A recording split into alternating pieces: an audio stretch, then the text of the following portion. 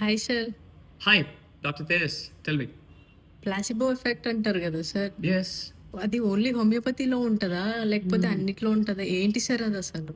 Very good question. Placebo effect. So అందరికీ placebo effect తెలుసు. దాని ఆపోజిట్ ఏంటో తెలుసా? Nocebo effect. NOCBO. What is placebo effect and what is nocebo effect? ఏం లేదు. నేను ఒక PhD ఫార్మకాలజీ చేసిన ఒక ఆయనతో మాట్లాడాను.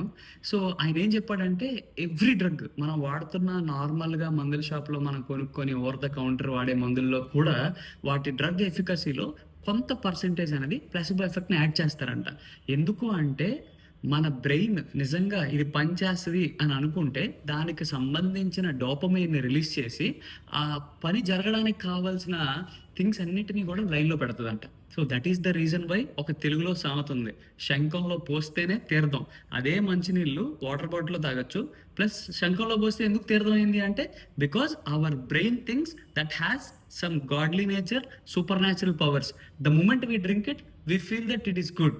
ఎందుకు అంటే మన బ్రెయిన్ డోపమైన్ రిలీజ్ చేస్తుంది. Dopamine is a reward hormone. పని జరగక ముందే మనం మొక్కుకున్నది అయిపోతుంది, అయిపోవాలి అని మన బ్రెయిన్ యాక్టివేట్ అయ్యి మన బ్రెయినే ప్రైమింగ్ చేసుకుంటుంది. సో ఈ ప్రైమింగ్ అనేది one of the most important neuro science hack.